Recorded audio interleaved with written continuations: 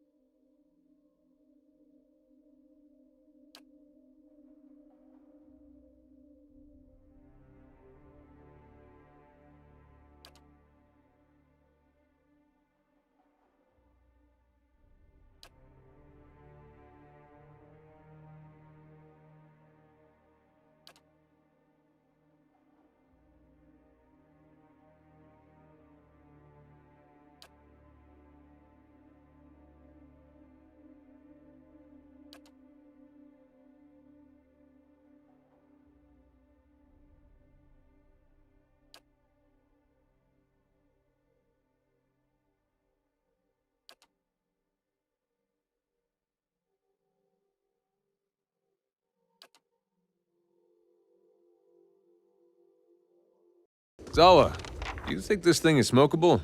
I got my pipe. If it is not, I would gladly die finding out.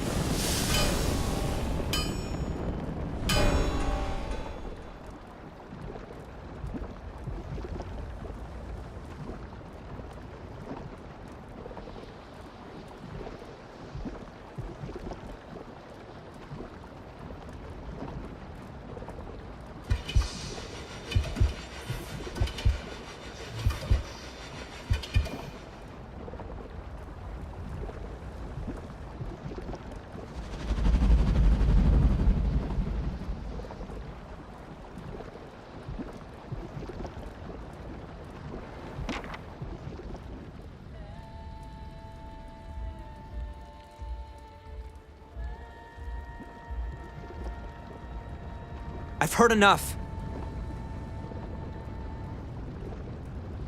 This threatens all of us now. She's right.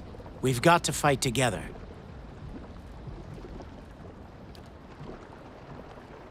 See, Darian? He'll tell you. We can stop him! If he's seen them, he knows better. Something killed a whole crew of hunters out in the wood. Tore them apart like dolls, insects. Something like the creatures that attacked my fort, perhaps?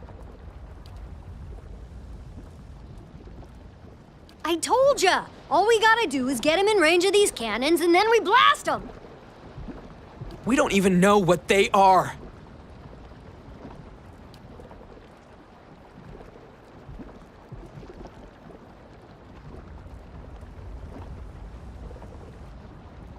At last, some sense. Will you listen to him, if not to me? The destruction my dreams warned me of. And your greed and recklessness have brought them on us all!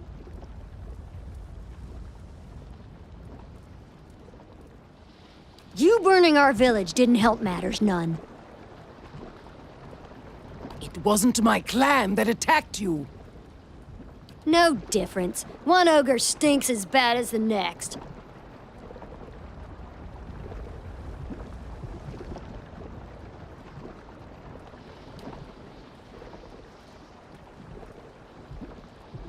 I came to offer my clan's help. The White March has been our home for centuries. We'll defend it alongside you.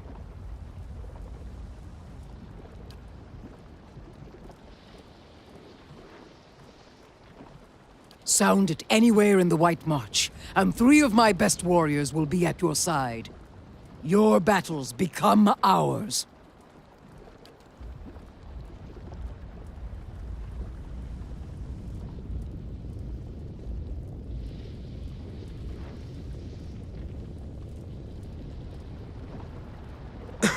What's your plan for dealing with them exactly?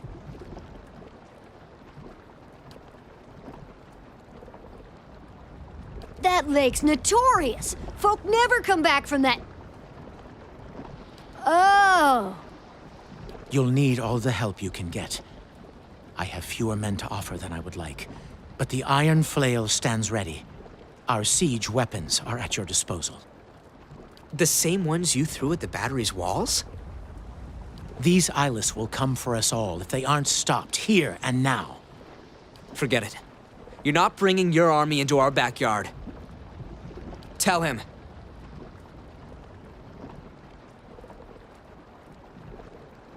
Guess you're right. Won't be anything left of Stalwart if we don't stop these monsters anyway.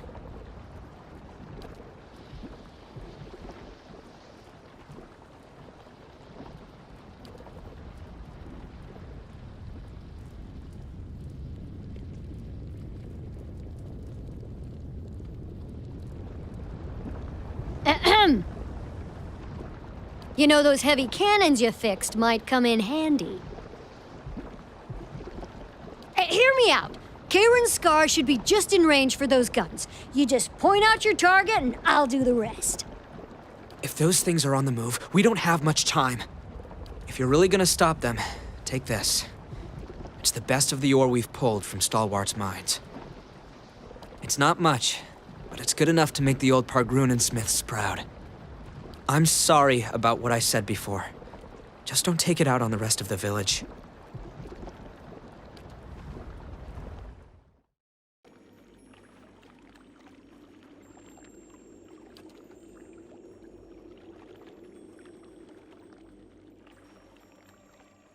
You have done well to have come so far. I confess I was not certain you would make it, but I do not wish to give false hope. The greater challenge remains in front of you. Running through the core of this rock is a large growth of crystal. You will know it when you see it. A blow to the crystal would reverberate through the walls of this place. Strike it enough and the entire structure would crumble. The eyeless would be buried. Of course, it would take a person years to cause enough damage. Then you know what must be done. Strike the crystal with Obidon's hammer. The eyeless will wake and come to its call. Join in striking the crystal. They will cluster together and bury themselves. I have realized it is best that they should be ended, for within each of them is a small piece of Obidon himself. Upon their deaths, those fragments and the memories they contain will be safely dispersed. I had not considered the dangers of allowing them to persist until a watcher appeared at my abbey. A single strike upon the crystal will not be enough. The eyeless respond only as long as the hammer rings. You will need to remain until their work is complete, wielding the hammer until the walls come crumbling down. It is a difficult thing to accept that one's dying day has already been marked. It is good that you have no illusions about your own. The eyeless cannot be reasoned with or fled from. One day not far from now, they would kill you and level the Dyrwood. You have seen what they will do. This is the way you can stop them. And the truth is that you are marked by the eyeless for a reason. It would be better for all if the things you have seen were forgotten. Crushing's a bad way to go. Maybe we should just hang ourselves. A clean slate for us and the world. Maybe that's not such a bad thing.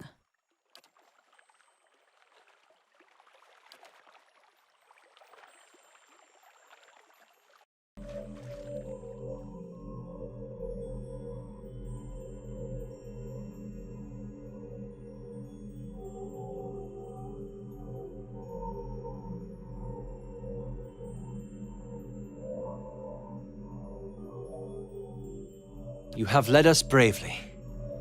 It has been an honor to follow your lead. The gods really have it in for you. I wish they knew you like I did. As long as I live, Masuk will sing your name alongside Persok's. A great act of freedom. Your body will suffer for it, but your soul will flourish. Always, I will remember your example. You're a brave soul. Wish I'd met you sooner.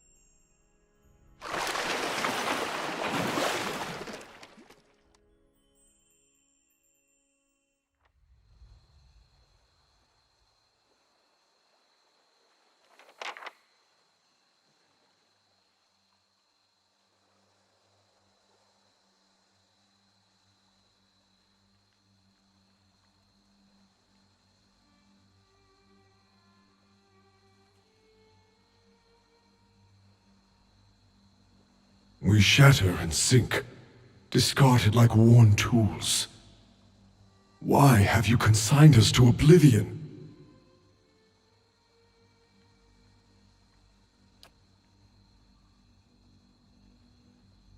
Blasphemy! These are jewels of civilization. They are sacred. We would sooner sacrifice our own bodies than dislodge a single stone from such a place. Why do you torment us with baseless accusations?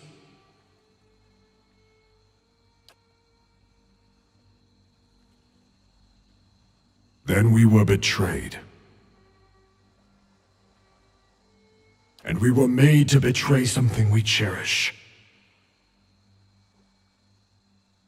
The bedrock of civilization.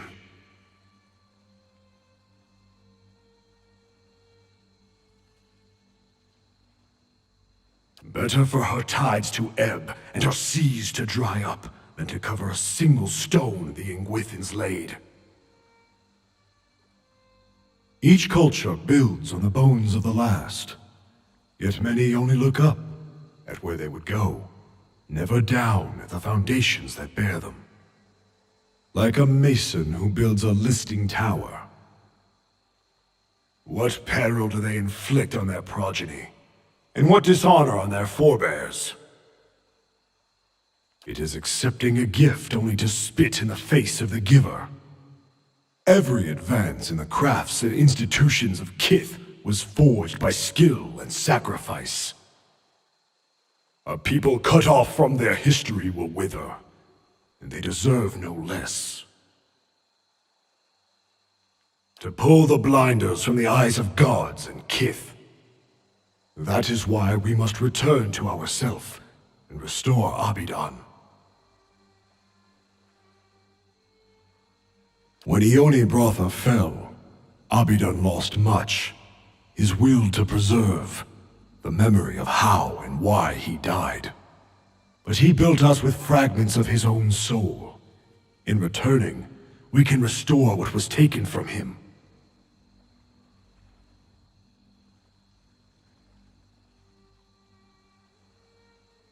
Then do not look to it for one. History is not a moral force, but a set of facts. These facts show Kith where they have come from, and how to move forward. But the memory of those wars has likely saved them from another now, when it would shatter a Barondir would.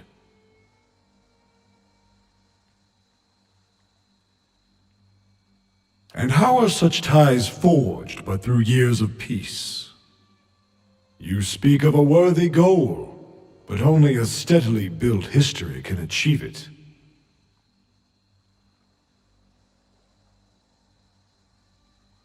The problem is not that they remember too much of their history, but rather too little.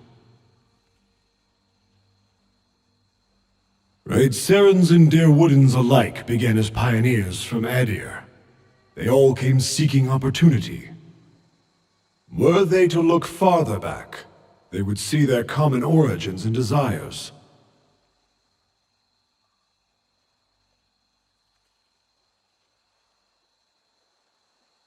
A painful truth. Maybe so. But we would not cast history aside over one such example. And their brethren have built a culture that stretches across Eora, all because they recognize the importance of their shared legacy.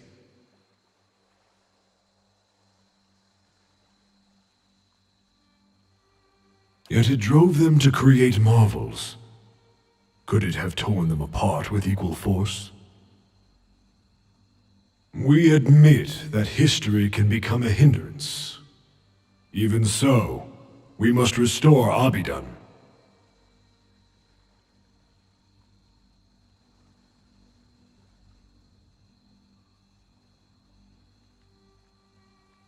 Burdens strengthen the bearer, and they warn against repeated mistakes.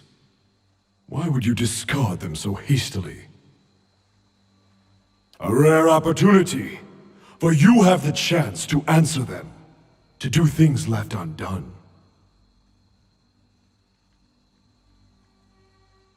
That presumes that some questions cannot be resolved. Yet such destructive memories are rare. Surely others are strengthened by retrospection, even amidst pain. All civilizations run their course and fall, just as the people in them grow old and die. And yet to endure in memory is a kind of immortality. Would Zawa condemn the Takan to a second death, merely to escape the pain of their loss? This pain is a gift to my soul. I am glad to remember them. You see, such pain has value. Pleasing or no, that memory was a part of her. In surrendering it, she lost a part of herself. The part that spent every waking hour obsessed with old history, perhaps. What I lost was a burden, and one that bent me over for years. It would be better if Kith did not become trapped by guilt, sorrow, and shame. But we speak of what should be. You recognize what is. We confess that we had little understood how memory shapes and stunts Kith. Even so, we must restore Abidan.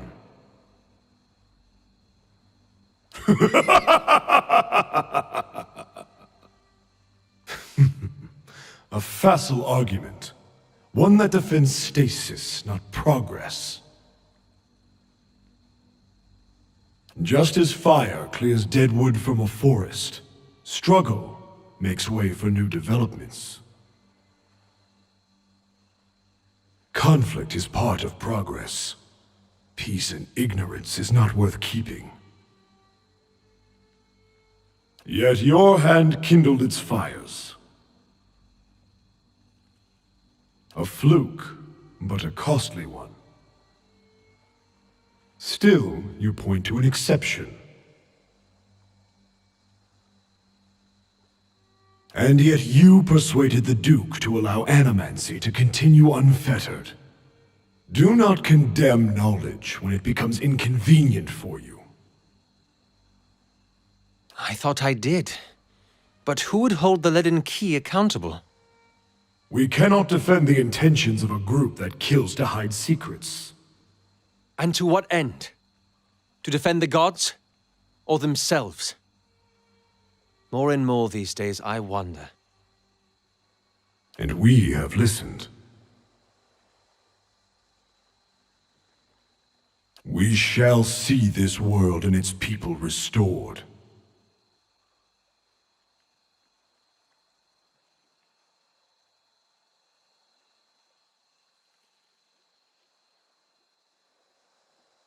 The Eyeless disappeared beneath the lake, their bond to Andra finally severed. With this threat ended, hope returned to the White March. Hunters returned to the wildernesses, and travelers to the roads. Tales of the Watcher's bravery replaced stories of monsters in the woods. The villagers of Stalwart busied their hands with work and their tongues with song, eager to seize on the promise of peace. Abidan's renewal brought new vigor and purpose to a god long known for quiet, steady labor. Handicraft saw a revival in the Deerwood, and no smith wanted for an apprentice. Additionally, Abidan's restored interest in preservation led to redoubled efforts to survey Engwithan ruins. Animancers and craftsmen alike found much to study, but tensions with Aer Glanfath rose. As for Stalwart, the Battle of Cairn's Scar only strengthened their resolve to unlock the mysteries of Durgan's steel and build new marvels with the White Forge. However, Stalwart's ambitions brought them into further conflict with the Red Serens, as more and more impoverished communities gathered at the border and vowed to finish the work of the Iron Flail. It would be many generations before the region saw peace. The Flames That Whisper clan found a cautious peace with Stalwart, particularly once the villagers heard of the aid the ogres had offered against the Eyeless. The clan moved back into the Russet Wood, and as Stalwart grew in prestige, the villagers formed a tighter alliance with their ogre neighbors. Within a generation, ogre traders visited Stalwart, and village hunters were welcome in the Russet Wood. Free from the burden of her memory, Maneha soon left the gift-bearers and resumed adventuring. Now that she had a taste for the world, she wanted to experience it anew. Maneha rediscovered her zest for battle, extravagance, and romance. She kept her gaze on the horizon, looking from one journey to another more distant, from the lover in her arms to another more fervent. Hers was a life of excitement, violence, and passion. She moved too quickly for regret to catch up with her, and she hoped only that she might outpace it in the next life as well.